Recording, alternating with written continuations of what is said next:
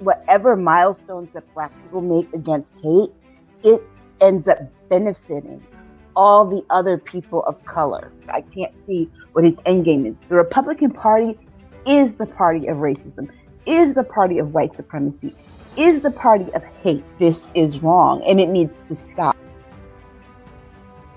Everybody wants to go back and drag that piece of history up, but they don't want to go back and deal with what their ancestors did to the indigenous people and to Black people in this country. You got to go.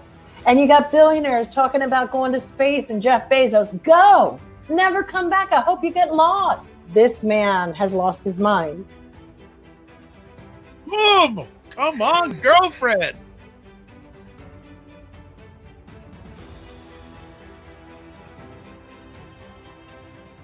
What is up, everybody? It's Dr. Vibe here, host and producer of the award-winning Dr. Vibe show, the home of Epic Conversations, and I'm the host of Epic Conversations, 2020 Best Podcast News Award winner, 2018 Innovation Award winner given out by the Canadian Ethnic Media Association, and I host the only online conversation in the world for dads and fathers that's sponsored by Dove Men Care, and also co-sponsored by Dads Central Canada's National Fatherhood Organization. As always, I'd like to say you're blessed, highly favored, a magnet for miracles, and a solution for someone's problem. Happy New Year, everybody. I think everyone who's watching this live, and definitely if you're watching on the replay, you're now going to be in 2022 now. So say happy holidays. Hope everyone is having a good, peaceful, and safe New Year. All that aside, well, what would you think would be the first live conversation I'd be doing in a new year? Well, nobody else except Aisha and Jill. That's why they're here. That's why we got them on first. What is going on, ladies? It's going. Happy New Year, you guys. Happy New Year. Hi. You always say it's going. I love it's going. Is that a term of yours, or you just? I must be. Whatever. It's moving along. You know, as Mavis said, time waits for no one. Mm-hmm. How has the holiday season been for both of you? Lovely. It's been great. Yes. Great. Very restful. Yeah, I loved it. I've had same thing for me, just restful. And, you know, we didn't really do anything last night. Yesterday, I didn't even get on my pajamas. All day, went to celebrated New Year's. Literally, my husband and I were in our pajamas all day. So it was good, and had a nice bottle of champagne and, you know, a nice cheese plate and olives. And yeah, it was a real chill evening and very nice. I missed everything except for the last 10 seconds when my daughter woke me up. Oh, wow. The ball's going to drop. There's 10, 9, 8, 7, 6, 5, 4, 3, 2, 1. I was asleep by the end of one. Oh, my goodness. Wow. Well, that's a good way to start it. Well, there you go. There you go. I want to shout out to everyone. Jen, Happy New Year, Jen, to you. And Wig Maniac. Happy New Year. New Maniac. Yeah, but she began following. She's always tweeting out on Twitter, and she was disappointed. Well, folks, we were supposed to do this a few nights ago, but Aisha was a little bit under the weather. Yeah. So he said, let's push it to tonight, and people are here. So thank you so much for being here. I love it. She wants me to get a wig and wear a wig. I ordered one. It just hasn't come yet. So, you know, why? She's a wig maniac. Yeah, but you're so beautiful. You don't need a wig maniac. I don't know if I'm feeling that. Come on now. Why you want Jill in a wig? Come on now. I'll try. My head is so big. That's the thing. They are always very skull capish on my head. I have a really big head.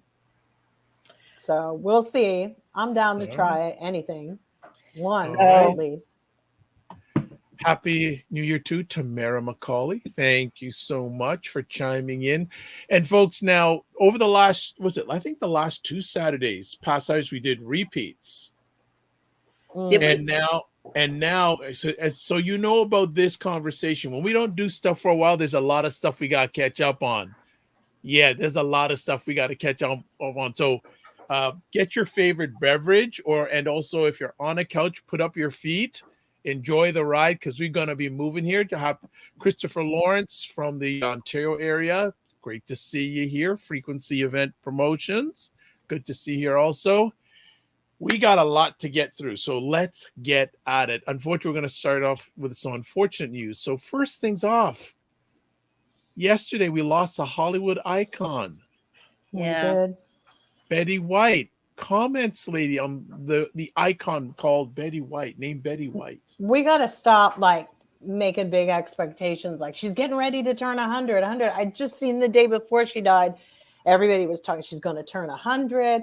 Let's not talk things up. Just be tranquilo about this stuff, because it's like too many people were in the mix, and Betty, was just too sad. They spent the whole month actually just promoting They her did. 100th birthday instead of appreciating that might have been the last month of her life, which it was. Absolutely. And I was telling Dr. Vi backstage that was just so odd that the only day that there was not a Golden Girls marathon on TV at all was the day that she died. Because usually there's a Golden Girls marathon on somewhere, on some channel. Right. And yesterday there was none. Any reflections on the career of Betty White from either one of you? I just love Golden Girls. Right. Me too. So she always, I always love to watch the reruns. I started watching Hot in Cleveland because she was on it. I think I'm beginning to put, there's certain groups of programs that I put that can't be duplicated. And I'm wondering, or can't be, or don't try to duplicate them. Is Golden Girls one of those shows? I've envisioned a Black version though. Okay. Of the Golden Girls. But it would be something different. Instead of them being friends, they'd be like a bunch of aunties. And the reason why I'm saying, like, there's certain programs that I put in, like a Vault, Sanford and Son, All in the Family, like the whole Norman Lear, a lot of the Norman Lear chain of shows, the Jeffersons, those sort of programs. Some people would even put the Cosby Show in that vault, so to speak. And they had the same, actually, with the Cosby Show, they had some of the same creators. Oh, I wasn't aware. Darcy, Carsey, and Warner. Warner. Yes. That production company that you always saw their names at the end of the Warner Productions. That would be a really good interview if any of them are still alive. That would be a very interesting. I don't think they are. They're not. And I think what's so interesting, I was looking at some of her CV, and I don't think we've really captured all of the shows that she really has been on. Like, I mean, Hot in Cleveland, that was really great. I really like that show with her on it. And then there was, of course, Golden Girls. Then there Mary Tyler Moore. And then I remember growing up with her when she would come on her husband's show, Alan Ludden's Password, which I used to watch the game show a lot. Yeah. And, she's been in countless movies. I mean, she really had an amazing life. Like the very first talk show host ever. And and a lot of people don't know she had her own show and her own production company of her own back. Maybe I don't know if she was pre-Lucille Ball, but it might have not been pre-Lucille Ball, but she had her own show, and it was like a Dinah Shore type of show or whatever. And she had Arthur Duncan, I believe, was on. He was a tap dancer, black dancer. And she got a lot of heat for it. The network, and they canceled her show behind it. But what happened is they first had come to her and said, "How dare you put him on the show?" And she put him back on the show. I think she brought him back on, and she told him to deal with it. And then they canceled her show. So she was quite the pioneer, and she was a huge animal advocate. I mean, you couldn't get more perfect human being. She really was like a very special lady. And she had such a sense of humor that just if you've watched her tweets, she's funny. She's a funny lady. And the commercials, the adverts on the Super Bowl that they had her in were hilarious. I always loved when they had Betty White in there. So it is a great loss. Yeah, and a very witty person quick quick. and witty. Quick. Yeah. Quick. She always had a quick comeback and very witty. Like she was very in tune. And I think, listen, Jen is saying here, there was no one quite like her. Very tenacious. You know, that's very true, because you know she was soft and endure, but she was a woman of steel inside. Like she was was a goat. Yeah. And a Capricorn. So she was a goat all around. One of the greatest of all time. She really, really was something special. Pretty fierce that way. Absolutely. Yeah. Well, Betty, you are in a better place, but just know that you added light to a lot of people's lives while you were on and this. I'm glad that she got her roses while she was alive, Yes. So gave her appreciation and recognition the whole time that she was alive. Absolutely. No doubt about it. But so definitely in the last 20 years, she's gotten a lot of recognition. Oh, yeah, for sure. Absolutely. No doubt about that.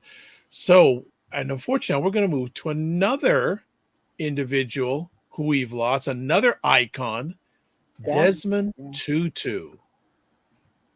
Wow. Talk about a gentleman who, go ahead, Jim. Well, we're at a really funny time with like such great leaders and notable people who've made some incredible contributions to a particular era of most of our lives. I mean, a lot of them are leaving. And that is that in itself is a bizarre thing to think, because you just kind of go, where are we headed? I mean, who are the new Desmond Tutus or the new Betty Whites? Who are they? Because I don't see many coming up. I don't see that Desmond Tutu, what can you say? What is this? Remember when there was a book he did with the Dalai Lama? Yeah. I mean, he could talk to anybody of all walks of life. He was a very sensitive humanitarian to other people's causes, and super intelligent. And you know what I found really from Barack Obama? He did, and I find it really amazing. He was not cremated. He was aquamated. I might be saying this wrong, but it has to do with a process now that's more eco-friendly, and it's not cremation. It's the use of some kind of water that they use to decompose the body, and his, even down to where I guess he detailed that he didn't want a coffin that would be embellished with like jewels. None of that. It's a very low-key pine box, basically. It's so a real testament to who he was as a person. I mean, these were his wishes. Wow. Yeah. I was reading an article, I think it was from the New York Times. I think it was an opinion piece. And they basically, the title, and I'm butchering the title a bit, but saying that Desmond Tutu broke apartheid by speaking the truth. He was a truth sayer. Yes. He was, he spoke the truth, and he never backed down from speaking the truth. No, he never did. And he saw so many regime changes there. And, so many things that just happened, and he was consistently honest and truthful. Yeah. And the thing about it is that when we look at his life, we also get to see kind of like what it would have been like if Martin Luther King had lived into interesting parallel. True. Interesting parallel. Very, very interesting parallel. Yeah. What a loss. Yeah, but and I remember growing up and hearing his passionate speeches from the heart. And I know I'm sure I saw one or two of them where he actually cried. Yes. Yeah. He's a very impassioned man. He really was, and it's completely just very, very sad, his passing. Yeah. Well, two great icons. Just going back to Betty White, Jen says, Capricorn like me. Yes, so what does that say about you, Jen? She's got a birthday coming up. Oh, so okay, Jen. Jen just had a birthday. Oh, she did. Oh, well, happy birthday. Oh, she's a December. She's a Christmas baby. Christmas. Yeah. Oh, nice. Nice. Yeah. Well, Desmond Tutu, and I echo what you're saying, Jill, that we right now don't have a lot of Desmond Tutus and Betty Whites. Yeah. I mean, people have really gone like as far as they can away from the true meaning of faith, of any faith, you know. So when you lose someone like Desmond Tutu, you have a lot of wolves in sheep's clothing, but no real honest and genuine people really, you know, speaking that passionately about issues. And I mean, climate change was one of those things that he was very That's true. About. And that's why he has this his climate friendly solution to the disposal of his body. Yeah, very, very thoughtful man. Nice. So just getting back to Jen, because Jen ain't finished with her birthday. The 24th. It was December 24th. So nice. Happy belated birthday, Jen. Happy belated, and we always wish you nothing but the best, but especially since your birthday just passed. So happy birthday, Jen. Happy birthday, Jen. Good to hear. Well, let's get to other stuff that is going on in this world. And from the solemn to the oh my goodness. Ghislaine Maxwell found guilty in sex trafficking trial. Ladies. It's what she deserves. Okay. Okay. I mean, for me with Ghislaine Maxwell, I think that I think it's fantastic that the jury found her guilty. I think it's, the trial they planned that it was going to last 3 weeks. It was really like 4 days, 2 days, 3 days. But I'm happy about that. But who was she trafficking to? So can we go after those guys who were the Johns? Like, you can't have that kind of an enterprise. They only did charges related to Jeffrey Epstein, not to other men. So I'm sure there's going to be more. Right. I think that's what's really important, because when you really wrap your head around how large this is for, just really wrap your head around how big this entity, their spider web, their clutches going into all areas of the elite status. They weren't, it wasn't a brothel downtown somewhere.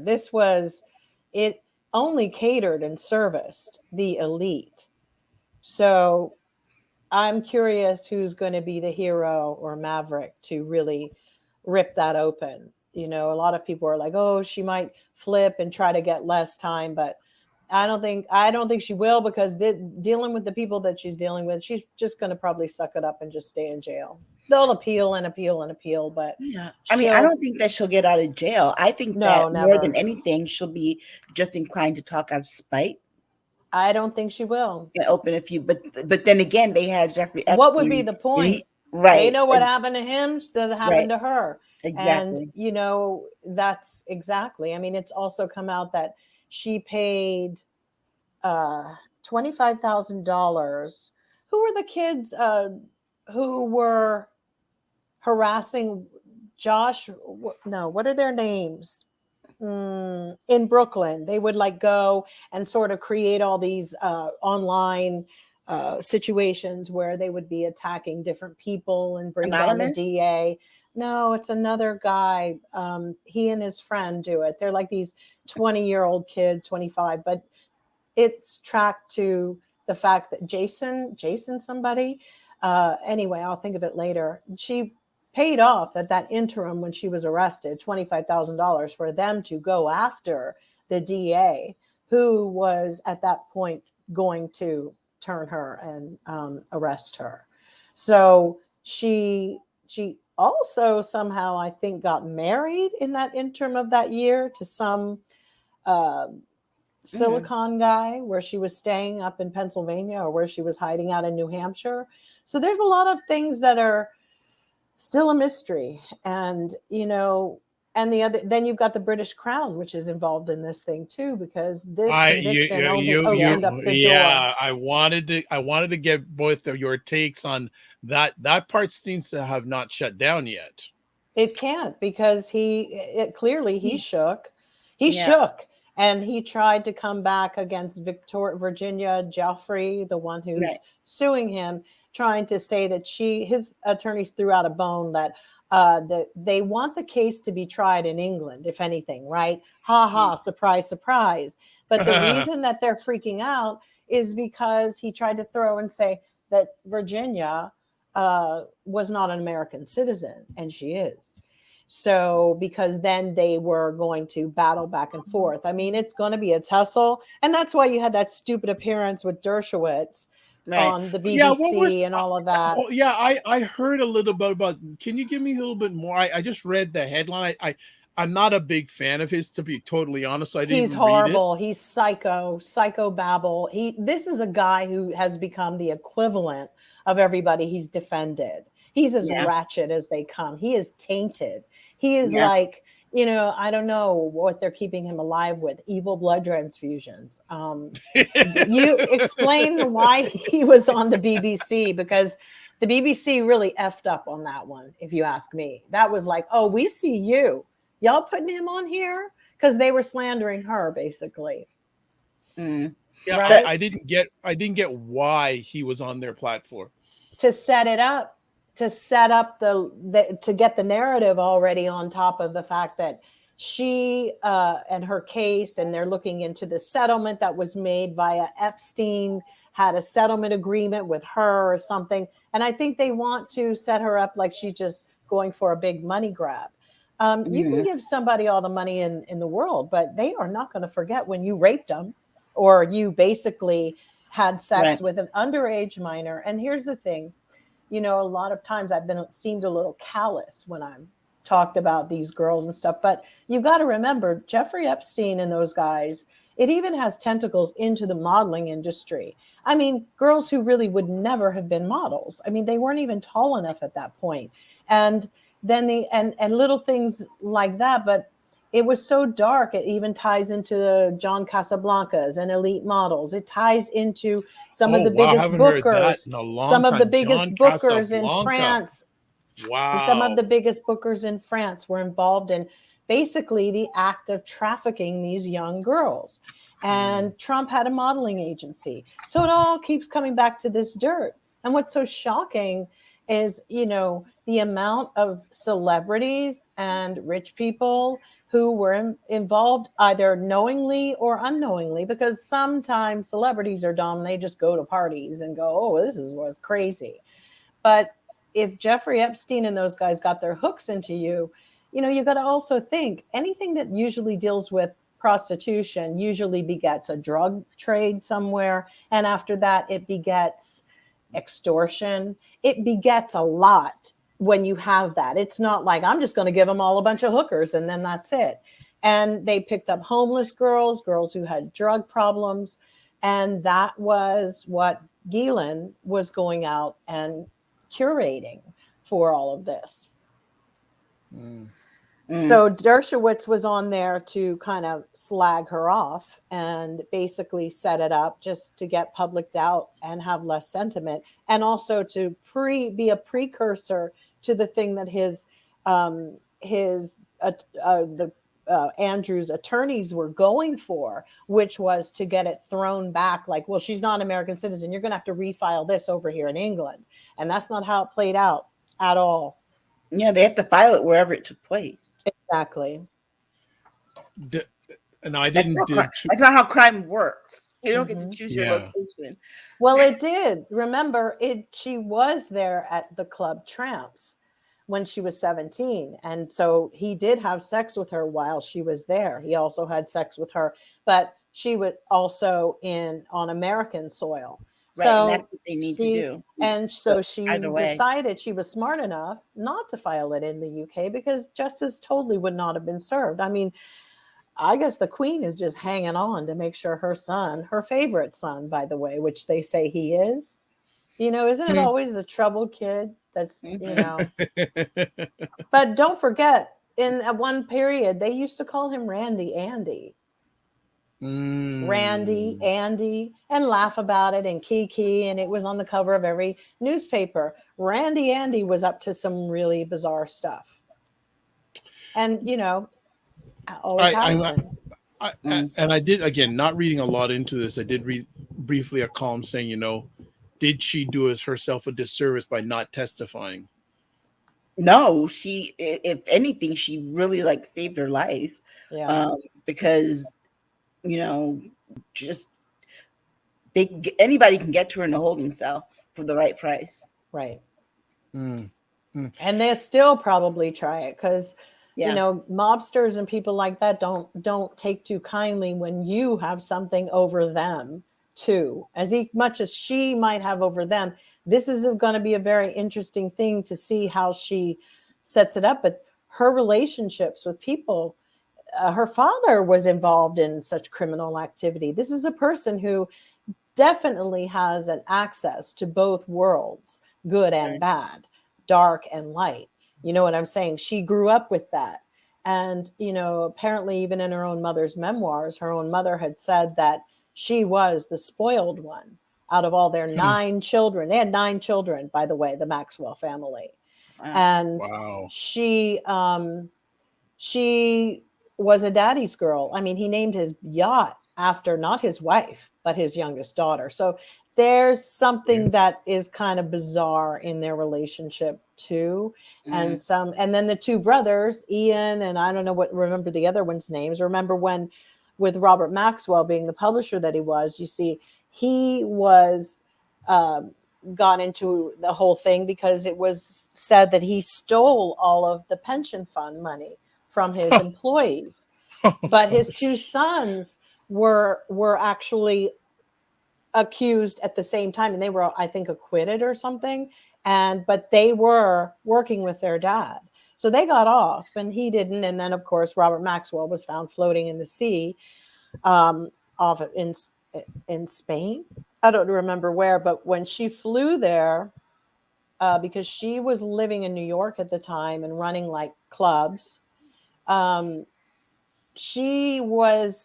is a report that they asked her, how do you think this happened? He fell off of his boat naked. And it is on the record that she said, I think he was murdered. And it never went any further than that. But it's possible because remember, he had a relationship with one of the biggest, I guess, they say mobsters from Russia. That's on one of our top FBI most wanted list. So if you just kind of backtrack and look at all this is some deep stuff. She might, it'd be better to just, I don't know if I were her, what I would do, but she's definitely was groomed herself. This is what I'm saying. It looks like the little girl was kind of groomed in the making image of her own father. It's very sad. Very sad. And then she used what she learned there. Because I actually, from the trial, started to think maybe Jeffrey Epstein was just the charm guy, whatever. And maybe she was the mastermind behind it. Because it takes a certain type of woman to be able to call other women and young girls for this. It's like, for what? You're not that in love. Something was up. Something is psychologically off because you're not really trying. You're letting your man sleep with like a million. I don't know. There's just something you are cultivating women for these acts. And it was about power and control and clearly money. I don't think it had anything to do with, love. It was a business arrangement. Wigmaniac is saying those docs are going to be sealed forever. We'll never know the full truth. Probably not. Maybe after she's dead. I just think it has the capacity to destroy entire nations. The information that's in there. Wow. I think it's government. Surprised at how many members of Congress it might implicate. And heads of state, in other countries. I just don't think. If they all have a powwow together, a Zoom, they're going to be talking about now, is this good for the health of the community to see that we've all been making money off of allowing people to traffic little girls and boys and drugs. Because if everybody soon had to realize, my whole foundation is based upon arms deals, sex trafficking, and drugs, then it blows the facade out the water, because it exists for a reason. All of those crimes, because there are people in places of position who look the other way. And it looks like that's been going on for a long ass time. I can tell you one person who's scared of her. That's Matt Gaetz. How so? With his sex trafficking, I am sure that she knows some stuff. Even if she didn't directly have anything to do, she knows some stuff because that was her business. Mm-hmm. You know the business in different areas. You know, and they're all rich people. You know, Yeah. rich people all seem to know everybody's whose cousin's sister's brother's uncle. They all go to the same school. See, the problem is there's been a club that's been established in this country, in the Ivy League school system, in all of it. And it's now so incredibly not affordable that should let you know right there that the class system is what's running this show. And we are not allowed to be in it anymore. And you're only allowed to be in it if you can pay for it and you have access to something that they want. And in that aspect, they'll let you in the club. So if you get famous from selling a rap song, okay, maybe you'll get in for a little bit, but you're going to pay. You know, it's like if you're popular, if they like you. But it's not even anything like where I'm like, oh, it's an Illuminati. I'm not talking about that. It's just class. It's a class system. It existed before the Renaissance, or, you know, it is always human nature, clearly, for people to want to oversee people and monopolize them and dominate and get what they can from off the poor. That doesn't change. The sad fact is we're here again. Do you think the royal family will get exposed, either one of you? Mm-mm. Okay. They haven't thus far, and I'm sure that Andrew's not the only one who's got things to hide. Right. I think we already know. I mean, I think the damage has been done. They don't have command the same amount of respect that they once did. The children have been a terrible disappointment. Particularly, they just have. I mean, you can go back to Charles and Diana. It really started to unravel, where people were already upset about the taxes that they weren't paying. And then it just slowly kept snowballing. And, you know, they don't command the respect that they once did, because people basically see them as people who lived off of other people's money and stole lands. And, you know, it's almost like if the founding fathers and all of them were still here, people would be dragging them to, let me tell you, they all would like to say, if the founding fathers were alive today, y'all be dragging them. Let me tell you, you would not be talking about how great Abe Lincoln was, or Hamilton, or none of them. You'd be saying, you know what you said back in 1777? You know, you're canceled. Let's cancel Abe Lincoln. Yeah, that would be totally happening. Then people would be on TikTok. Goodness. He's canceled. You know, get up and dance. So Wig Maniac says conspiracies will continue to spread because of this event. True. Yeah. Yep. And then the more accessible the public is through social media, through things like YouTube and all of that, there will be a platform for people to spread their conspiracy theories. I mean, why Ghislaine Maxwell case is so important in a really weird way is because it's actually the foundation of the little structured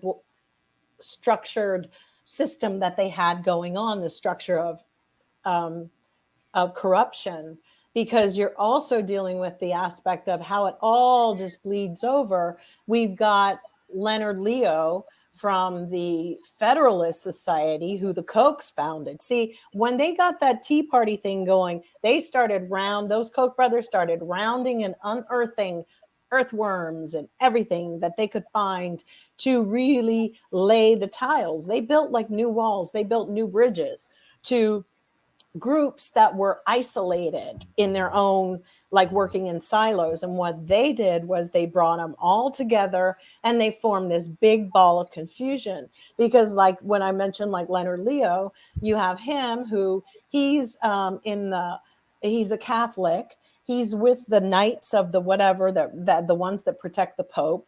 And he was in Trump's ear for the appointments to the Supreme Court. He had got Kavanaugh, he got another one. And he's another a figure that we would never really know, but they're all working behind the scenes. So we know that Gillen she's taking the hit, but there's so many that nobody's seeing that are actually more concerning. That's the scary part. It is. Wow. It's not good to hear. Very much not good to hear, but we will continue on. And just again, you're watching State of Things with Aisha and Jill on every Saturday night, 9 p.m. Eastern time, most of the time live. But when you allow us to take a break, we do replays. So first conversation of the new year. Thanks everyone who's watching live on the replay, but especially if you're watching live, put in your comments. The ladies will give their takes on all your comments, and got a lot of people watching on YouTube right now. So thank you so much. So let's keep it coming and tell your friends about us. They need to know. All right. Next conversation piece. Harry Reid, former U.S. Senate Majority Leader, dies at 82. Well, we knew it was coming. We knew his cancer was terminal for a while. It's sad because along with him is like, there goes an era in politics where Dems actually knew how to do things, and get things done. And we had a very strong leader in the Senate. And I think that once he left, trust me, he left for health reasons. He wouldn't have left any other reason. True. He left for health reasons, but he left. And it was like Democrats didn't know what to do. It's like they didn't know how to win anymore. Because I think the unfair part was in 2010 when the Tea Party came to power in the House and the Senate. Harry Reid, of course, was minority speaker then, and he was on his way out because he was sick. He started to get sick. But they didn't rebuild like Harry Reid did the candidates in different areas to get that win to where they had a 57 majority in the Senate. And it was kind of like that spirit was lost. And people said he wasn't dirty, but he knew how to get down and fight and get in the weeds and just play the same games that the Republican Party was playing. And it's like now Democrats don't have that fight anymore since he left. Well, because the interesting thing is here when Aisha just said it's kind of like the end of an era, and she's absolutely right. And why was he that guy? First of all, he wasn't some rich person's child. Right. Mm-hmm. Harry Reid grew up in Nevada. His father was a miner, dirt poor, no indoor toilets. Right. Wow. They didn't have a school in the town that he grew up in. He basically had to board in Henderson, which is like 40 or 50 miles away from home, just to get basic school, to go to high school and stuff.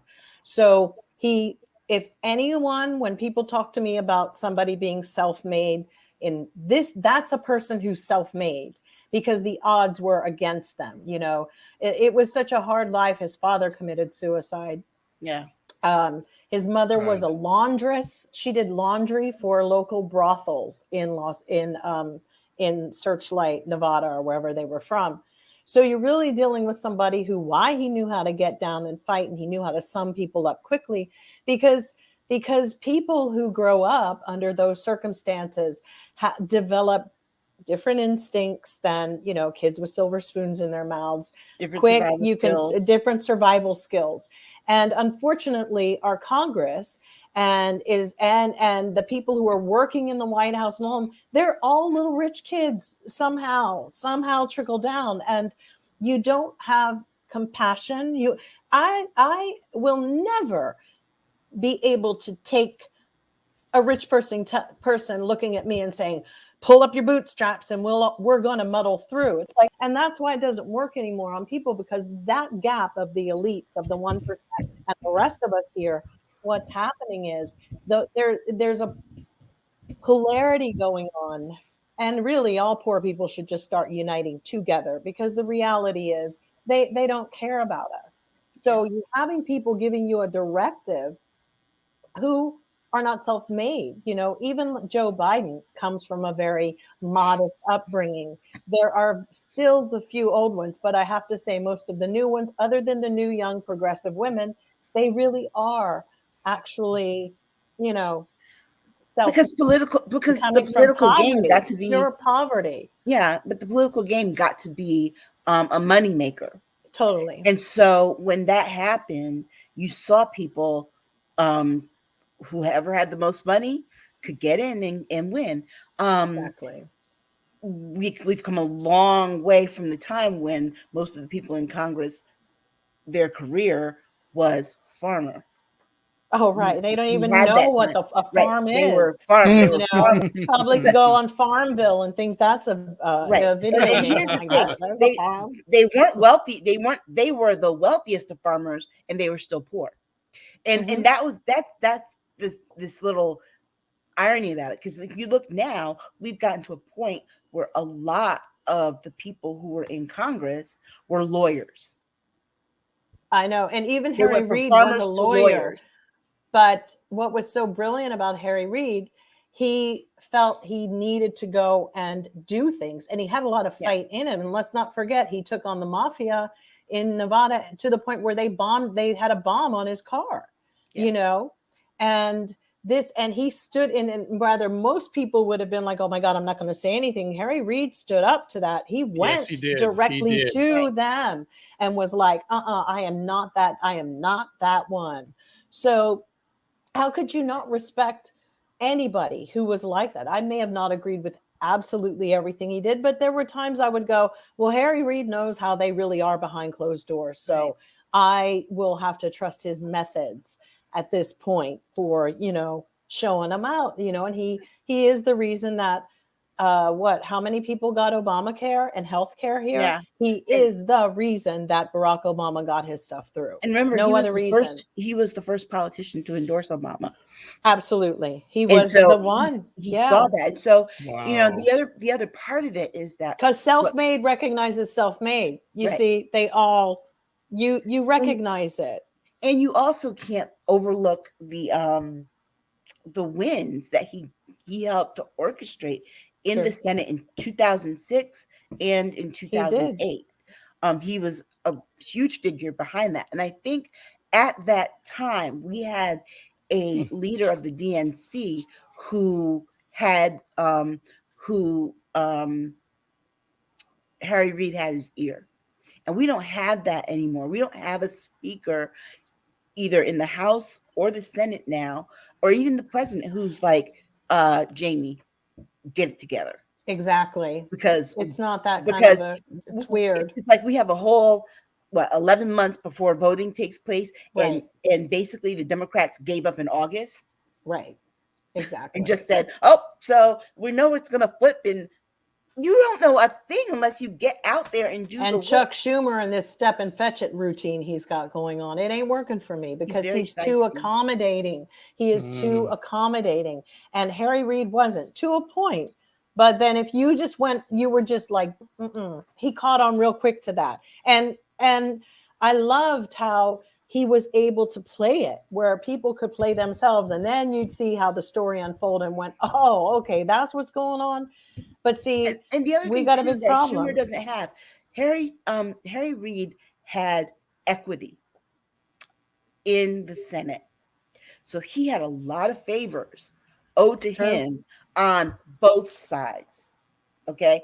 That's something that Chuck Schumer has not learned to do, is to find equity, is to find, eventually they're going to need something, and they're going to need you for something.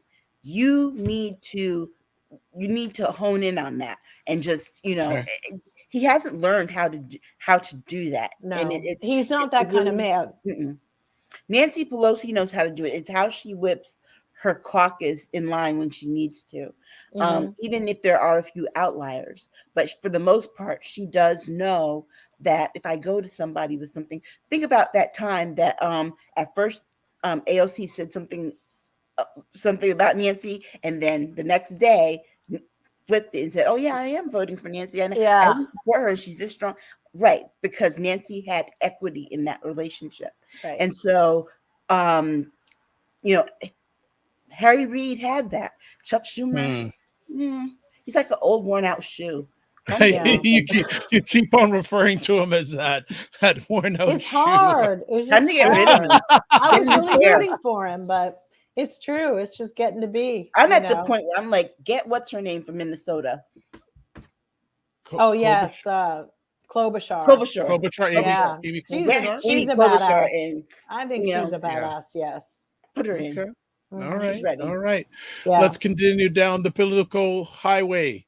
U.S. and Russia hold talks amid Ukraine tensions. This seems to be bubbling.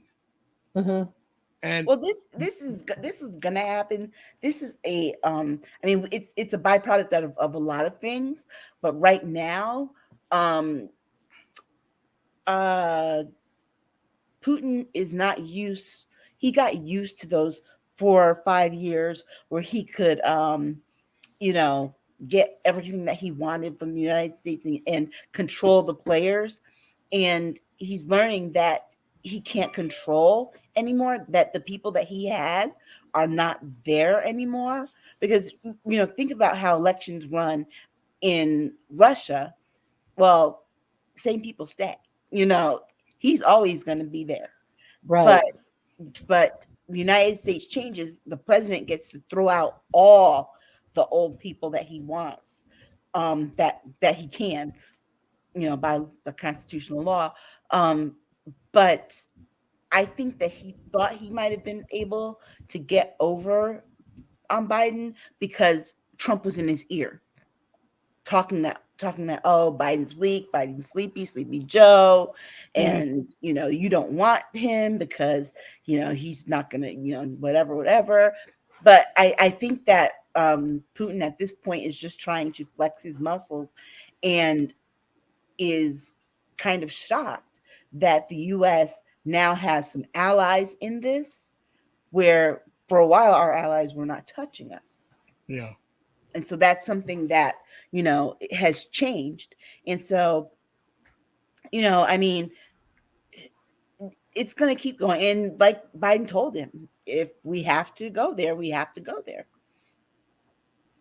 Good thing he pulled us out of Afghanistan first. Jill, anything you have to say about Ukraine tensions? Well, that too, in effect, is all connected somehow with the mob. It's all somehow connected. I think the FBI guy that I mentioned on our most wanted, he's Ukrainian. There's so much that it's all like, I think let's just create as much destruction as we can. We have a couple of layers of things happening at the same time. Right. And, of course, and then in the middle of it all, you still have the whole geopolitical, how everything is set up with, China and Russia. Russia's trying to meet with Iran because they want to create this force to destroy the Western democracy. Now we have this other added new thing with NATO still going on. And those are big hiccups, because the only reason that Russia decided to foster those relationships with with China, was because because they're trying to be included on the main stage of everything. They, you're talking about California and New York. If you just want to be straight up, have greater GDP output than Russia together. And, so there's a big problem. Guess you could ratio that in many different ways to get a better number. But the reality is, this is yet again another, a lot of heavy words get thrown around, and then the whole nuclear stuff goes back and forth in that conversation.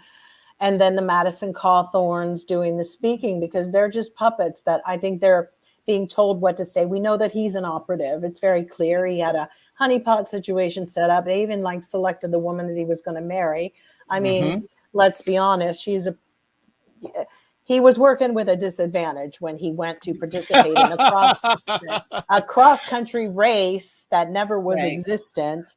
And he can't run because he's in a wheelchair. And it wasn't even for the Special Olympics or anything. So, either he's incredibly stupid, or he thinks we're incredibly stupid, or maybe all of the above. It's really astounding, all the pieces on the chessboard, how they start to move. And then you got Ukraine, and everybody's going, oh my God, we're going to, this is crazy. But, the other day, I'll be honest, I was sitting there going, wow, maybe the worst thing that Reagan ever did was forge that relationship with Russia. I was really did we need all this? I mean, maybe they should have just stayed in the Cold War, because it's still a Cold War. I mean, why did we go all the way back to end up, why did we go through all of that to end up back at zero again? Nobody knew these people were our adversaries. And then, but only this time, now they have the minds of our citizens. I mean, everybody's talking about. One thing we have to make crazy. Very plain, one thing we have to make very plain. I want our viewers to know this, is that the way Russian people think about Americans is tied to their economy, first of all, because that relationship with Reagan was supposed to be economically beneficial to Russia. Russia's economy right now is on the verge of collapse. Right.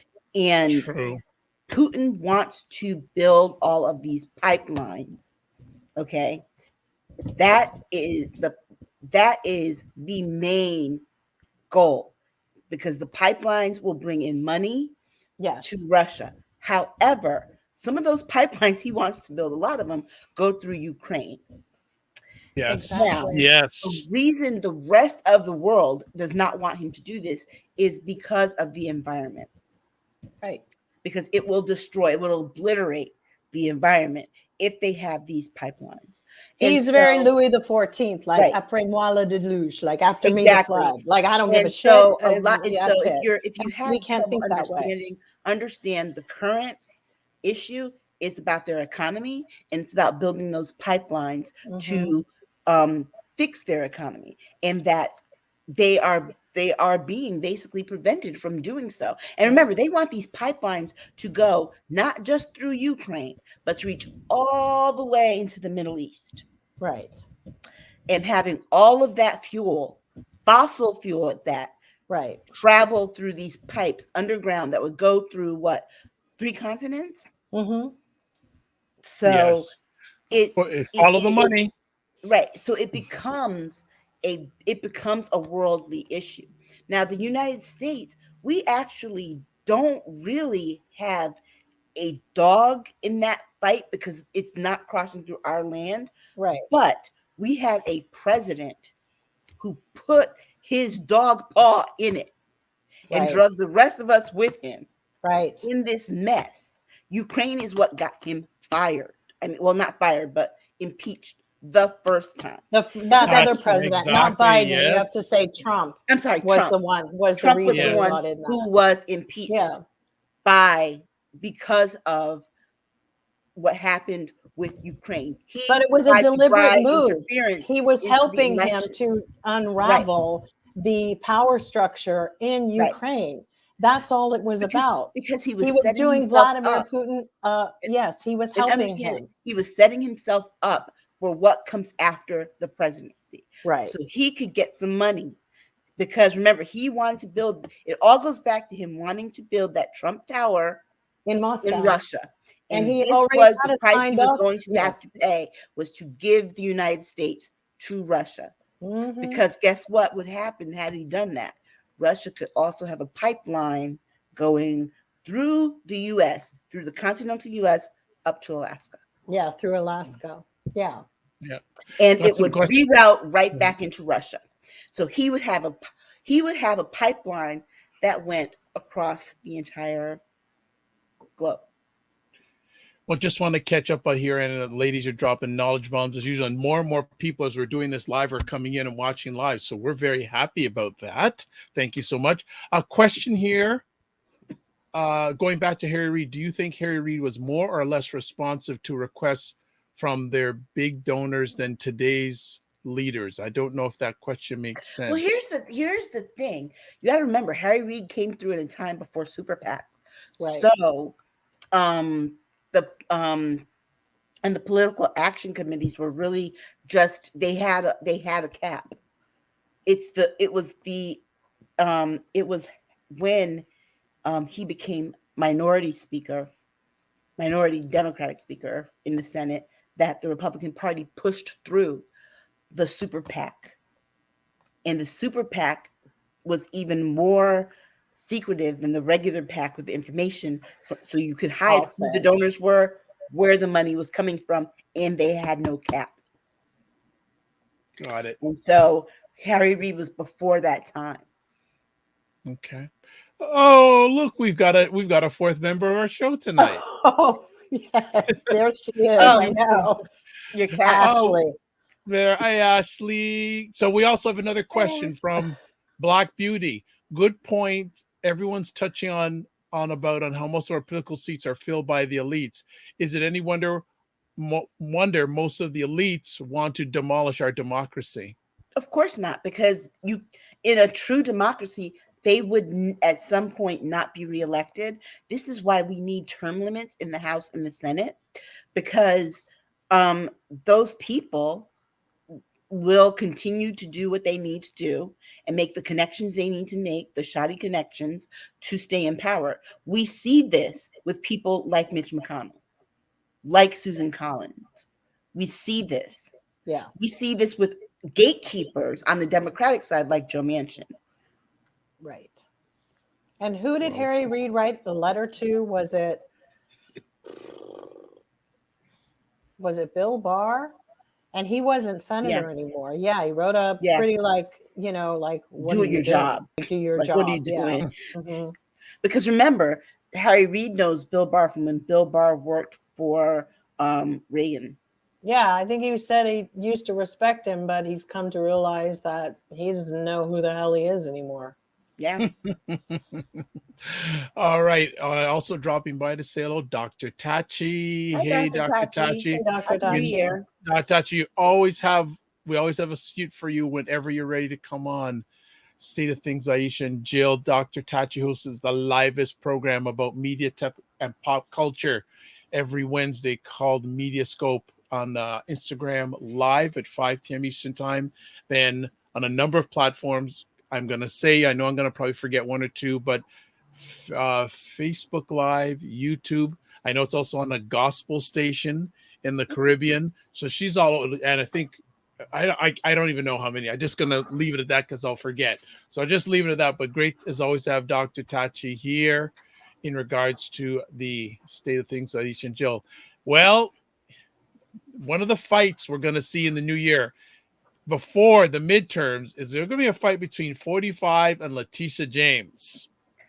No, because he's going to lose. He's going to get left again. Yeah.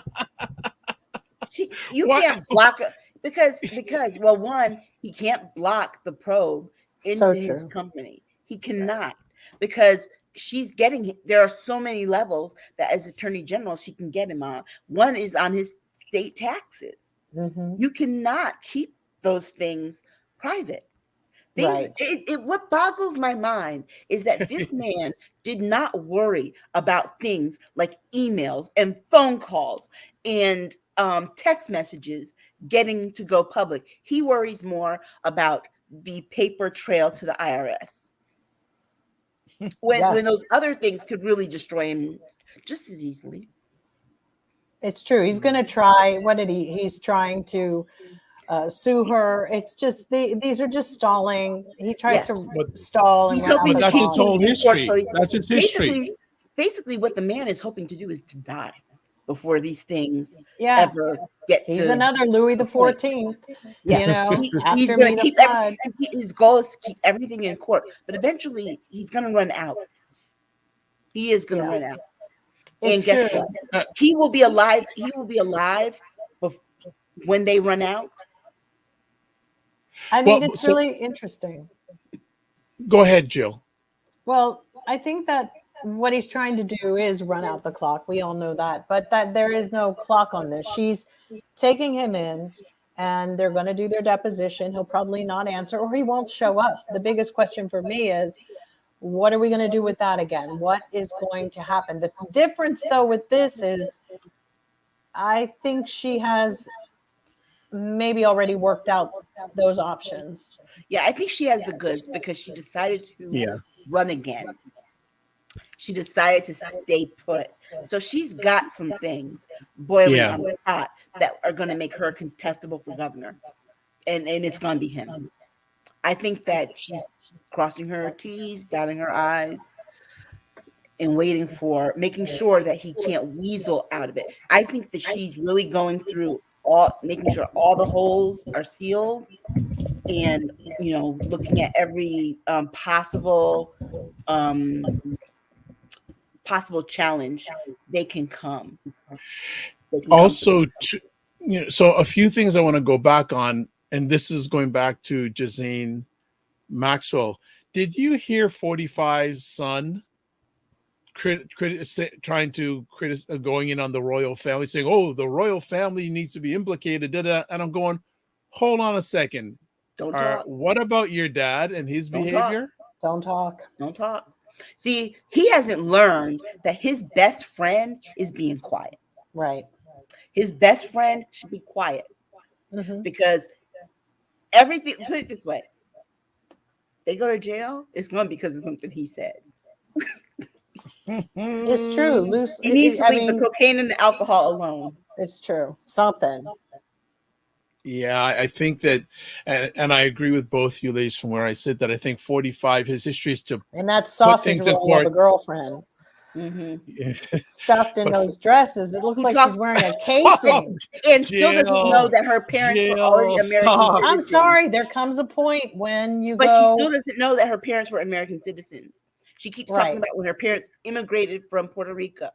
Her dad was Irish and her mother was Puerto Rican, but her mother died when she was young. So I have a sad feeling she probably didn't even grow up with doesn't even know anybody who's in Puerto Rico from her family. Oh no, I'm sure and they kind of reads like that. She ain't, It also reads that she hasn't spent a lot of time around women, people of color. Definitely not people of color, but women. And the reason I say that is because she doesn't have anyone on her side that is telling her, "Girl, these band-aid dresses, it's true, and these 6-inch heels, it's not working. It's not working." No, it's really strange. It's like you look like a punch can of biscuits. You twist the biscuits and they pop out. Yeah, I'm always nervous. I'm like, oh, what's going to happen? What's going to fall out? I don't know. Those are just our fashion critiques, okay? Yes. I'm not trying to shame her or anything. No, I'm just saying, I just think that, I don't know what don't you get tired of wearing tight stuff all the time? Exactly. It's like show up, and then her man. And how come all rich people's teeth look the same? Can I ask that? Everybody's teeth, they all get those big old fever bed. They're just, what is there one dentist in the world? Invest. Huh? This is one thing they don't invest in. They'll invest in stocks, but leave their teeth to rot. No, they have all this cap. All their dentures look the same. It is the strangest thing to me.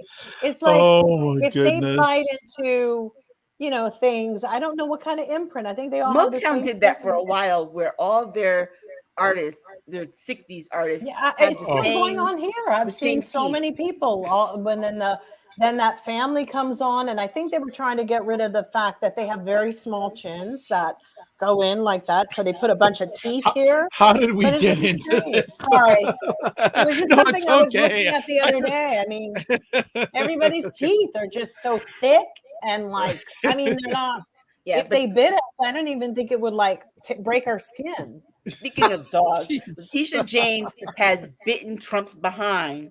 Thank you. With claws, and she's not letting go. No, she's not letting go. And there's another investigation. I think it was started by Cyrus Vance Jr. He's now left, but there's another gentleman. But apparently, this other gentleman is just as tough as nails as Cyrus Vance Jr. And it might be worse. And so this is actually quite good that it's someone that Trump and them don't know anything about like they don't know how he's going to be dealing with them. Also, you've got to see Merrick Garland just appointed a DA for Matt Gaetz' territory the other day. So they're probably going to keep. No, it's happening. Wow. There are things happening. Well, by the way, we in the comments, your friend Merrick Garland's name has come up, but we'll get to it before we end tonight. But we're talking about him tonight. Okay. Well, someone's asked a question about your boy, Merrick Garland. Your boy, my boy, your boy. So I think that she's going to have something. I would not be surprised if we heard some kind of news occurring like around the 5th or the 7th, someplace close to the 6th. Okay. Yeah, the number 7 is in my head. I don't know. Okay. That is. Right. Because January 6th, they're trying to figure out how to memorialize. Also, whatever that was.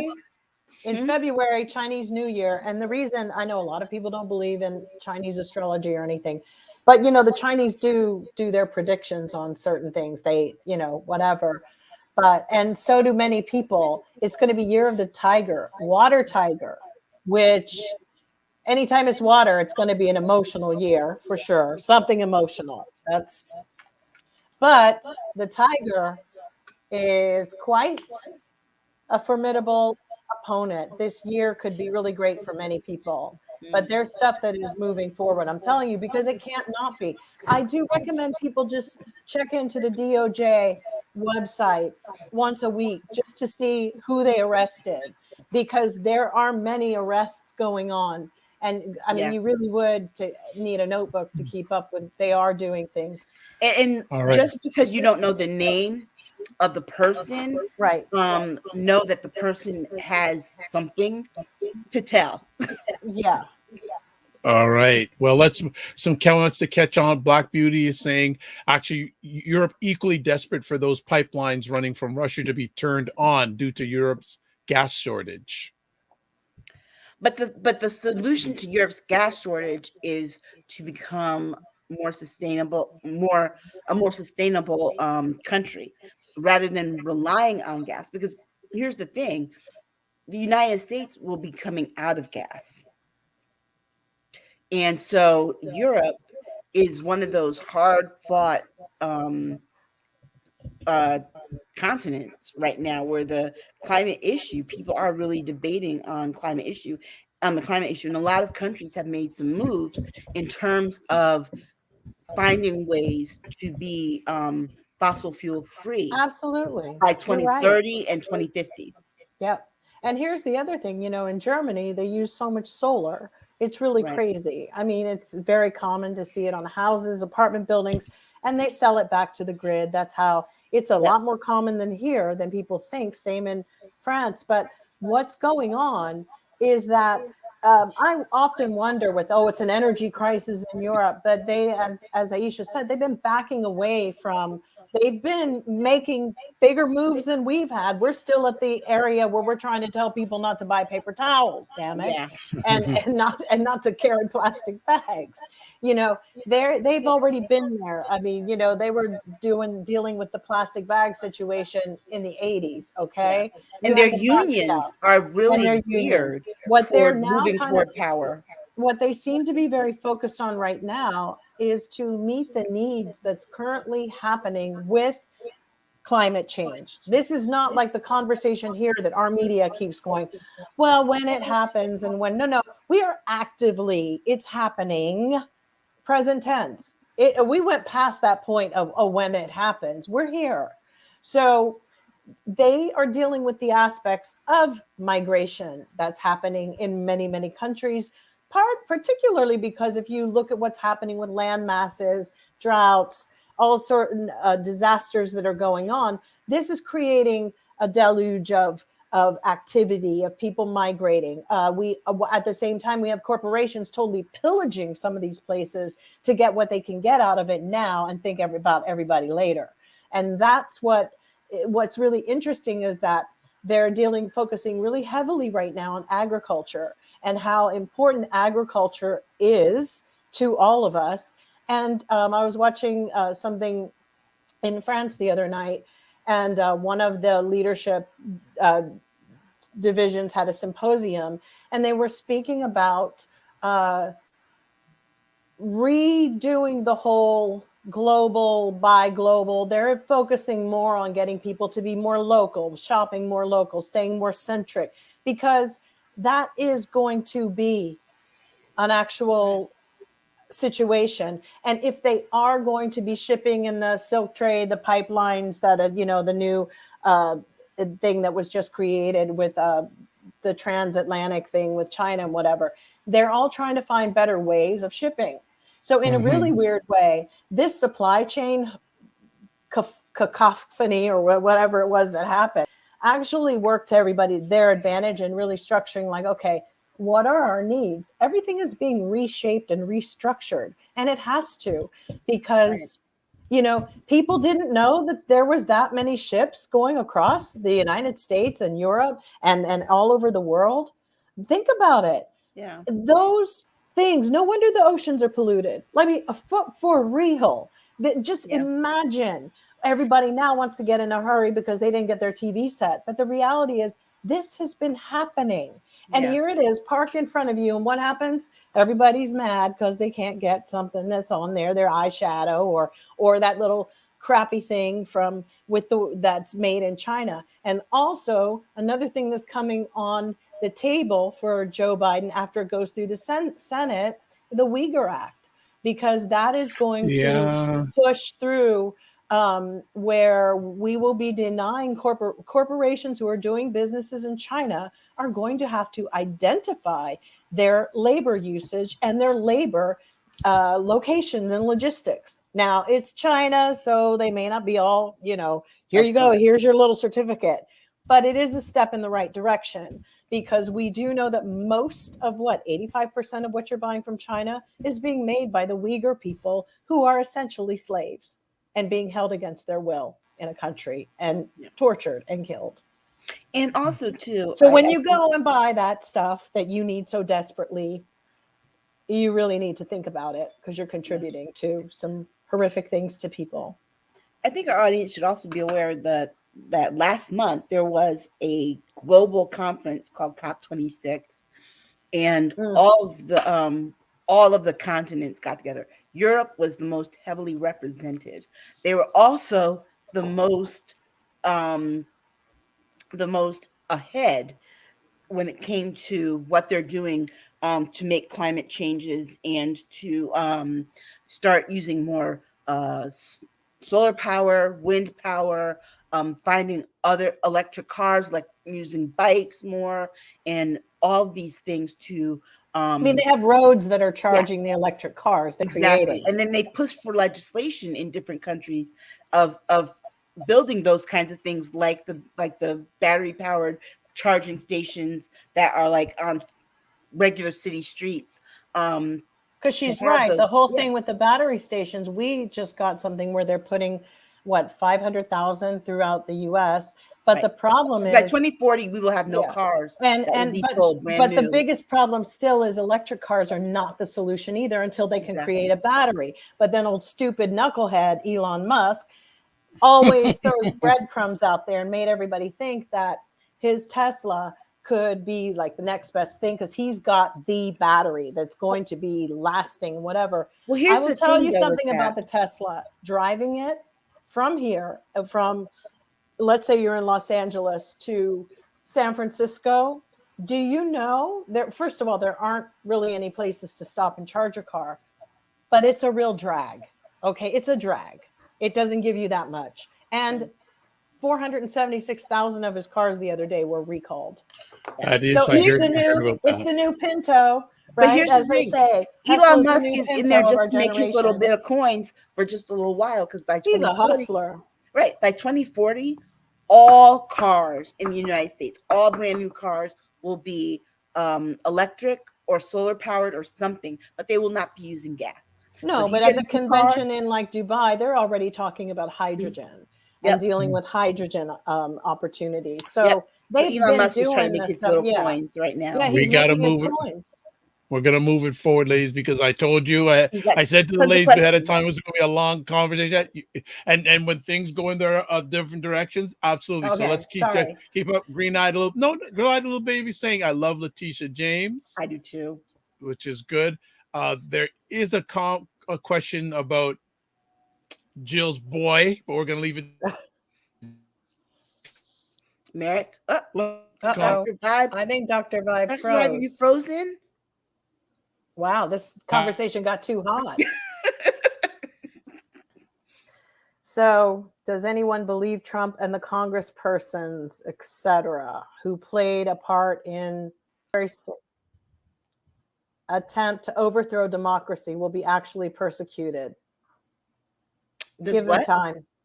Do you believe that the people who participated in the Congress people who participated in the insurrection, that they'll actually be prosecuted by Merrick Garland? I wonder if it'll ever come out first. Period. For real. I think the committee's getting closer and closer to it. But the question always is, will Congress decide that they're going to handle it, or will they let Merrick Garland do it? And will Merrick Garland actually do something? Right. I think that's the question. There has to be a couple of things going on simultaneously, like within the state powers, that they have to also be exercising certain activities to prosecute. Because if there are Congress people involved in this, which we know there are probably, I think the states also can do something. Couldn't they prosecute them just for a dereliction? Remember, of their the own states duty that they to come the states from. that they come from is that's what the I'm challenge. Is the saying. States that they come from. So, for example, if you've got people from Florida, they're not going to do anything. Right. They're going to make sure that their attorney general does nothing. Exactly. That governor, if he stays governor. Right. And so you've got people like Marjorie Taylor Greene, Matt Gaetz, the bobblehead girl, Boebert. And Naomi. Yeah, it's true. Lauren Bobblehead. So and the states that they come from, their legislatures there are the ones who pick, and their governors are the ones who pick the judiciary. So again, it's going to be left to that. That's why the federal charges are going to be necessary. Right. Oh, I couldn't hide Merrick till the end. I saw Jill saw her boy. So it's all good. Like I said, I really suggest people go and look at the DOJ website, watch, and just start to see who's getting done and taken down. And there's a reason for a lot of it. And I think that they are working. I think that some people have said, well, why have they kept some of the appointments that Trump had in there before? I think it's sometimes better to keep your enemies closer sometimes, because those people are finding out what they were covering, because after a period of time, they're still sitting there because they're still trying to protect something and hide something. And I think it all comes out in the wash eventually. I've had my ups and downs with Merrick Garland, though. He better do something. Throw us a bone, Merrick, please. Yeah. And remember, there's also a reason a lot of those people still work there is because, remember, they're civilians, not political opponents or political appointees. And so they are subject to our federal laws of protection for employment. Like your political affiliation can't should not, is not supposed to Right. interfere in your employment. But we saw So- that with that Santa Claus, Mrs. Santa Claus looking woman who wouldn't let Biden get in after his appointment. Remember, she was the administration person and she wouldn't sign off on giving him the information before. Oh yeah. She looked like, I hope But they then sent again, her back to the North remember, Pole. she was also a Trump hire, and she's Oh, no she longer totally there. was. Yeah, she's no longer there. Thank God. They got rid of all the people that they could have, they could get rid of that were Trump appointees, except for the 148 or 58 some odd people that they're still waiting for confirmation. So Chuck Schumer, get on it. Okay. All right. Well, let's move forward here. And we just had a comment come in. Let's see if anyone okay. There's a few comments here. Bobblehead Bober, Wiggy Maniac, Bobblehead Bo Bear. And then Black Beauty. We haven't even passed voting rights. We've not even passed a law to prohibit the next 45 from potentially succeeding at an overthrow. What would that law be to prohibit the next Trump from doing an overthrow? Because they haven't come up with the law. They haven't even presented a bill on that. And it feels kind of like they're waiting to see what the January 6th committee comes out with so that they can cover all of them at one time in one bill rather than piecemeal it, because they'd have to come up with something for regular citizens. They'd have to come up with something for a president. True. They'd have to come up with something for members of Congress. And rather than doing it individually, it makes better sense to do it all in one package, one bill, because they're only going to get one chance to get that voted on, because Republicans are going to do all that they need to do to keep that vote from happening. And I have a feeling that they're going to, the January 6th committee, starting this week, once they go back to work, is going to be moving at a much faster pace because they do recognize that there's a clock. Well, not only because the Democrats have pretty much given up. I mean, what's that PDF that Gugliani has? It's the PDF that came out. He is a real Gugliani. He doesn't deserve a legit Italian sounding name. He's a Gugliani. It's too bad, The hooligan. It's like, so there was this, isn't it the Strategic Communications Plan, Gugliani Presidential Legal Defense Team? We have 10 days to execute this plan and certify President Trump. I mean, it's a 300-page PDF that's circulating online that basically outlines their whole from December 27th to January 6th. So, what the heck? I mean, it's typed. I mean, it's like, first of all, the poor person who had to do this and transcribe. I mean, what the heck is that about? There's some dirty folks. You couldn't, and also kind of stupid, just so stupid. I mean, they have a plan. Yeah. This is like, people should study this thing. It's 300 pages. Nobody can pull off the coup properly. Half of their people who follow him don't know how to read. So Black Beauty North, south, east, left, right, what? It's called her 5314. It was passed by Congress. It's stuck in the Senate. Then also the law is called Protecting Our Democracy. Wig Maniac is called, it was a PowerPoint presentation as how to overthrow the election. That's the PowerPoint present. Oh, so now, I mean, this has no pictures that I have. This has links to things, this PDF. And friend just sent it to me, so I will. You said it was HR what? Is it 5 put it back up on the screen here. 5314. I'm just, there's Black Beauty again. Bill HR 5314. It is the name of the bill that Congress put together. Wow. So just moving ahead while Aisha takes a look at it, we are going to go to, and most of the people who are watching this live and probably on the replay live in the United States. We want to hear about what's going on about the high inflation. That's harkening me didn't back. prevent people from shopping for Christmas.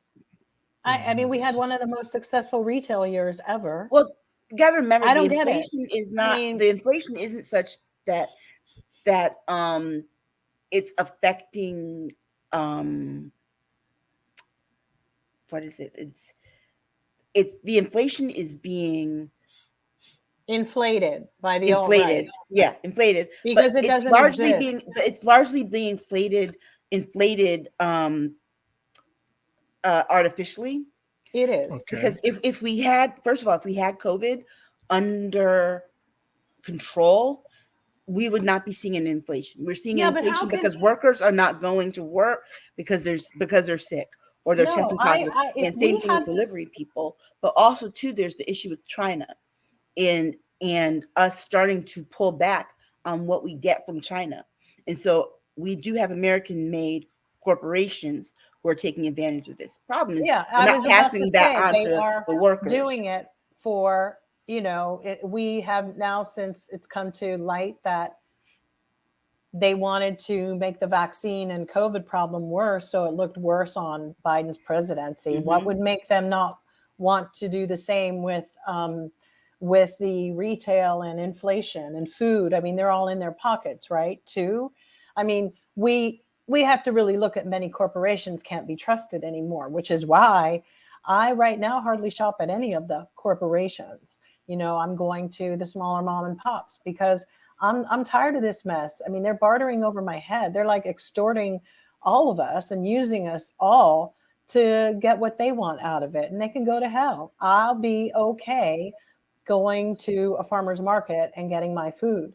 I don't have a problem with that. And this gas thing that they talked about, you got to remember that Trump lowered it so artificially at the end of the year before he got in, that he knew that the feds would have to come in and raise it back up to the regular price. Nothing changed. My gas is always $4.59 or $4.98. Or maybe it isn't, and it's a gallon. Okay, come on, it's not like we're paying for a liter. I mean, give me a break. Have up here. I know you guys are the rest of the world. Hello, dummy Americans. The rest of the world buys their gas in liters because we're too stupid to learn the metric system. Yeah, because we're over $4 a liter. No, absolutely. And it's just like, the little spoiled Americans decided we should only be paying $1, $2. Wake up. That hasn't happened since 1999. It's the same reason when people go shopping and they see $2.99. Oh, it's only $2.99. It's psychology. Yeah. And everywhere else, it's the same. It's a nightmare. There is the inflation that they're talking about. It's fabricated and it's being artificial. Because seriously, there are some things that are high, but they would have been high anyway. It's freaking Christmas time. They always raise the prices on your meat. Wouldn't change in 20 years. It's absolutely ridiculous. Because when it went down, when nobody was driving, it was $1.25 here. There was nobody on the street. I could breathe fresh air. The hills were green, but the minute everybody came back out of their holes, everything became gray and cloudy. And, that's how it works. The demand for it became a little bit more. I'm reading this act, but the things that they have in it, Black Beauty, that's the juggernaut, is that the things that they have in it are things that already exist, or they're just statements of restating something. So, for example, they've got the things like enforcement of the foreign and domestic emoluments clauses. We already have emoluments clauses. This is just the enforcement of them, which we already should be doing. Period. Because it's too bad we have to tell people to there is an enforcement law, and this when you read what they actually mean, and they have all the things that we already have, which were definitions, prohibition and acceptance, jurisdiction of the office of the special counsel, all those things, like the jurisdiction of the office of the special counsel.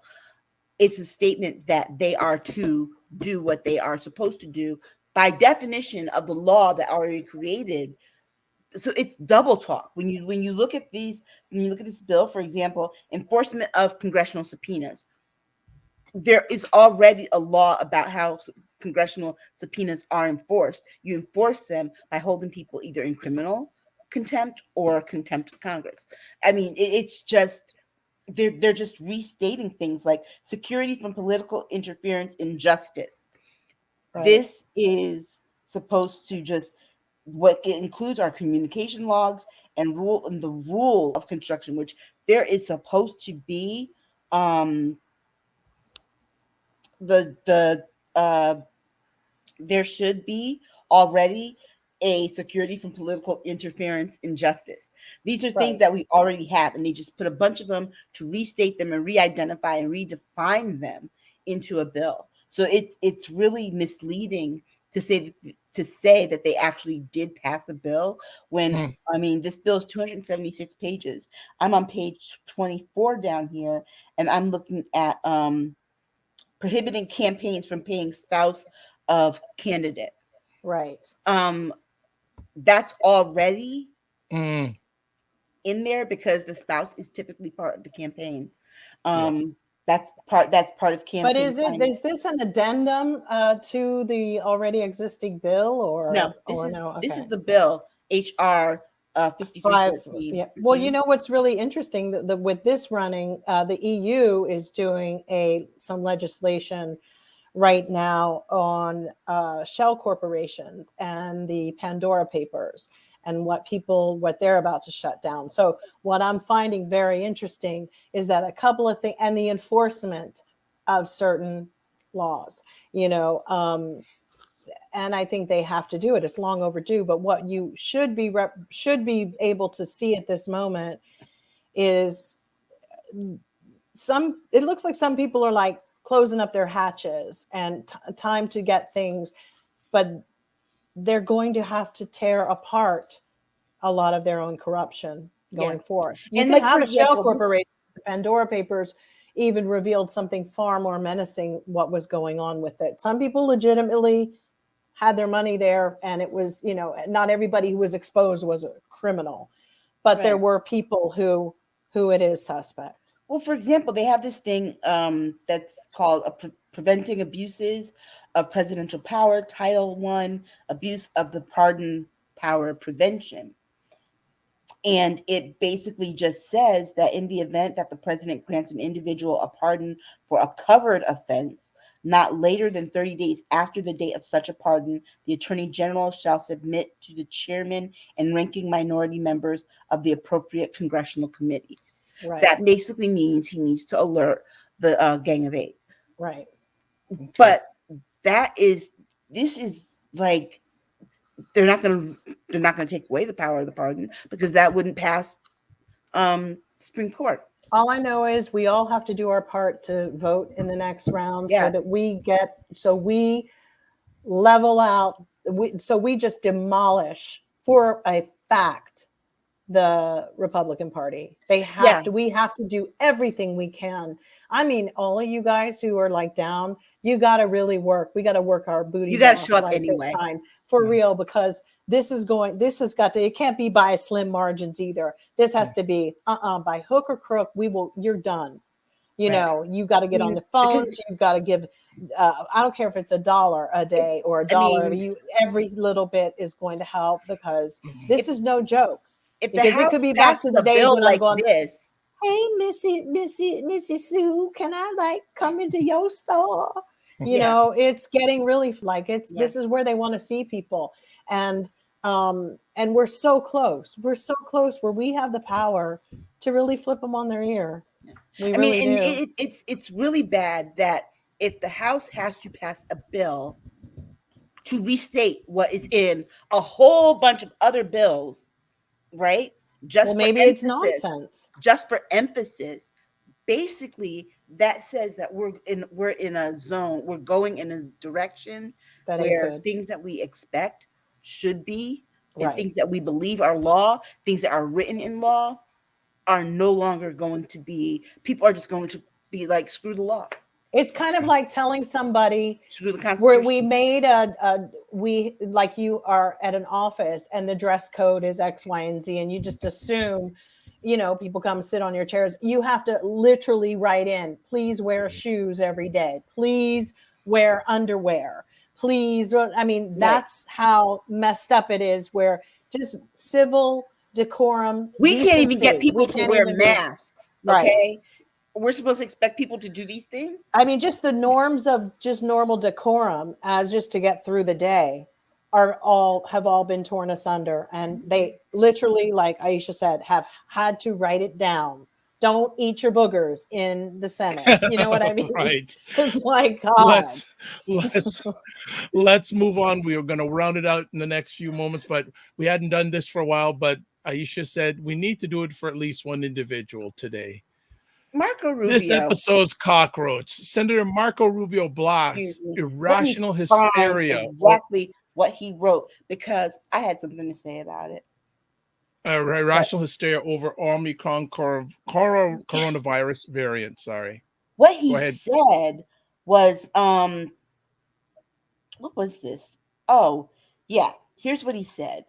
He said, record numbers testing positive for a sore throat isn't a crisis, and people in the hospital for car accidents testing positive isn't a surge. The real crisis is the irrational hysteria, which has people with no symptoms waiting for hours for a test or missing work for 10 days, says the man who was first in line when they were giving vaccines to members of Congress before they gave them to regular people. To get it, I recall he climbed over old ladies to get his shot. Yes. Yeah. Now here's the thing. None of the things he said were true. There is no surge in sore throats. Okay. There is no surge in automobile accidents of people testing positive for COVID. What is true is that people are standing in lines and missing work for 10 days because they will not wear a mask, because they have to be around like every single member of their family in crowds, unmasked, breathing aerosol on everybody and having it breathed on them, and not get a vaccine, not protect themselves or other people, and then want to be the first in line when it comes to treatment. They're taking all the ventilators. That's who's mostly on the ventilators. Are these people who he's telling it's irrational hysteria. Okay, it's not irrational. When you politicized it, you created the irrational hysteria. Treating a medical issue like a medical issue, it is what it is. It's like if we were to say, it's like, put it this way, if we were to say that on top of Omicron, there was a chickenpox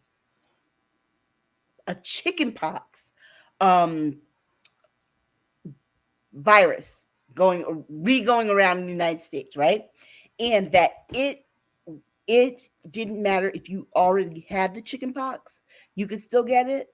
People would be getting a vaccine like crazy, because those of us who've had chickenpox, we remember what that was. Okay. And it's considered a childhood malady.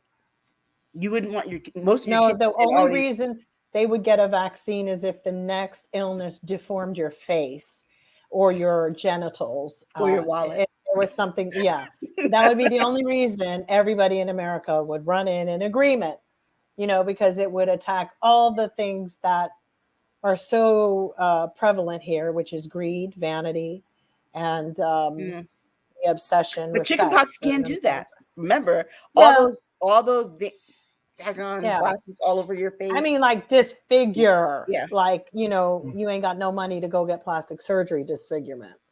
But we're at a really funny time. Marco Rubio is just an idiot, and I don't even know why we waste our breath giving him. I hurt for so many people standing in these lines. We have a lot of cruel people in these positions of power. They're cruel. They're like barbarically cruel. I mean, I read about a guy today who he was immunocompromised. He had a transplant and he had all the vaccines and everything, and he died. The doctor worked on him for 30 minutes last night in the hospital to try to revive him. And he was an organ transplant recipient. And so when you see things like that, but like I said, ever since Sandy Hook went down in America, it said everything I needed to know about the people who live in this country. Yeah. Everything. Yeah. When it happened, and when people didn't do anything and went on as business as usual, it says everything about. We should have had a federal gun law that night. They should have been in there should have been people the in the voting. streets, and nobody should have gone to work, and everybody should just went, wait a minute, hang on, put the brakes on. But babies. The country doesn't have that in them. They're busy, obsessed with anybody telling them what to do, and they deserve everything they get. All the charlatans that come along and mislead them down a road, I don't even feel sorry anymore. The only place that took a pause then was the state of Connecticut. Yeah, I know Connecticut tried, but I've got to say, that was the only thing. And then here's what happened is that one of the manufacturers, when they did pass the laws to stave off some of this, the manufacturers went and left. And guess where they went? To Lindsey Graham's backyard. Right. I just like I said, a lot of cruel and barbaric people are here, and it's really the bottom of the barrel. So and Nikki Haley was the one to tell them, oh, come here then. Okay. I don't know. Well, as we round out, last conversation, a review. Oh no, we can one more. No, I don't want to talk about that other man. That's okay. But a review of 2021. There's some passing thoughts about the year we just left. Any thoughts? Gosh, I will never have to do that year again. just 2020.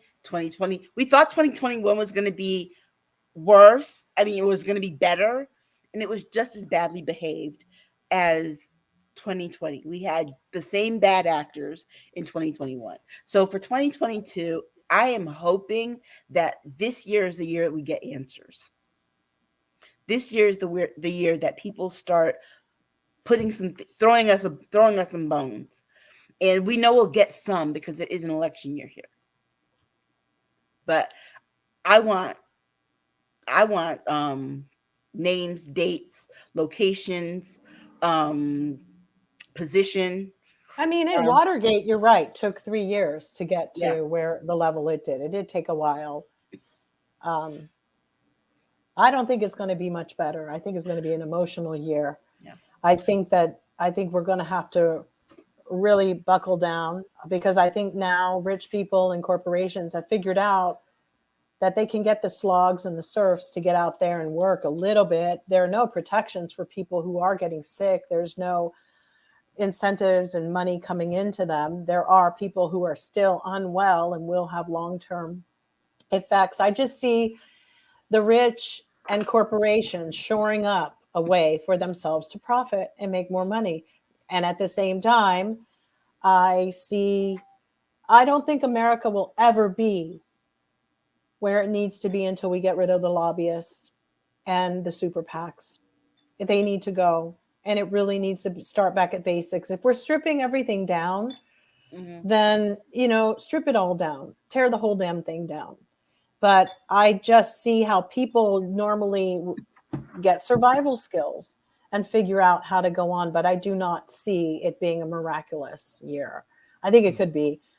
It's going to have exciting. But this could be a very huge tipping point year, just civilly, because that voting, that election, I think is going to be emotional, because I think Republicans are going to lose. And then and let's say they don't lose, I still think it's just going to be hell on earth. Because I don't think either side is going to accept the outcome. Well, I had brought up that Connecticut has a lot of new laws taking effect. We do too. Today. Some great and that's the exciting part. We have a family paid leave act that was passed last year. Mm-hmm. So it grants up to 12 weeks of income replacement. And one of the things it covers is domestic violence. or family violence, to address issues if you have to take a leave, That's good. in That's that very case. thoughtful. And we also have religious exemptions from vaccinations. Parents can no longer claim religious exemption for childhood vaccinations. That'll go to the Supreme Court. Like they used to. Well, no, it's already it'll go. But right now, it's law as of today. Okay. So Well, it'll go. And we also have when marijuana is legal, and that we issued a deadly force. We have a deadly force for policemen, the use of it. We have that law that will under which it lays out what is considered deadly force for police officers. Let's just see if any of these laws get enforced, because clearly from our last conversation, we have a big problem with laws being enforced, not in our state, though. Our state has been very good on enforcement. I have to say that. They've been very good on enforcement of the laws, the new laws. Like, they've been gearing up for this marijuana law for a while because they already allowed shops to sell the I don't understand how states can have legalized marijuana and at the same time still have people who are in jail for marijuana crimes. That's a good question. I think that's just ridiculously hypocritical and stupid. I think that they first should have been, they need to get those people out. I'm talking about minor offenders that actually got screwed, like here in California. Well, and the majority of those people are of what background? They're black. The law provides for automatic erasure of convictions within a certain period for possessing less than 4 ounces. Well, enforcement. There's always a caveat, isn't there? My whole point is they need to straighten that up. Karmically, it's just wrong. When your stuff is messed up, it's like having a backed up toilet. Fix it. Or get a new one. Yeah. You can't keep like putting Band-Aids and tape and everything. That stuff blows. She gonna blow. Well, anyway, people get to petition the erasure of the records, and it goes back pretty far. So Black Beauty saying, well, this bill passed by Congress 9/2021 is stuck in the Senate. I think going back to the HR bill you were talking about, but if it were to be signed by the DOJ, it would be law. It can't be signed by the DOJ. It can't be signed by the DOJ. It has to be signed by the president. No. Laws can't work that way. No. It has to go through the Senate, and the Senate is not going to do anything on it because they don't have the votes. They have to kill the filibuster in order to do that. Right. And Jen Myers was commenting a little while back on some of the comments that Aisha was making right on. Black Beauty saying, I just pray that 2022 is going to be better as well. Amen. Also, we have Wig Maniacs has got to work on midterms. Help get out the vote. Yes. Yeah. It's really true. And what's so sad is that it's right now is even too late.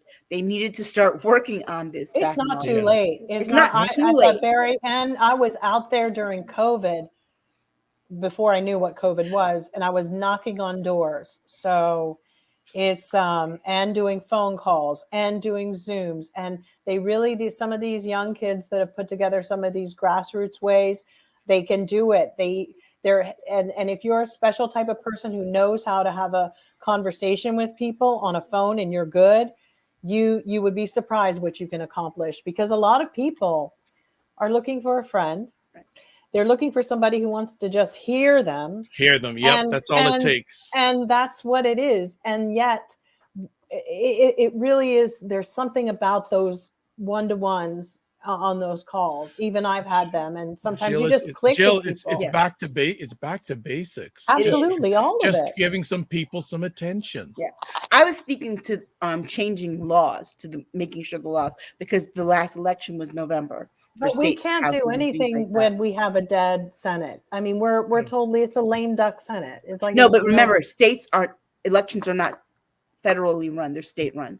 Right. And so all these states had all these laws that were going through before the November elections. And so that was one of the problems. That's one of the challenges that Democrats have, is that they did not really push these state elections the way they could. You know what? I'm never really affected if somebody is telling me that there's a new election. I used to be where I didn't pay attention because I was like, Democrats are going to get it.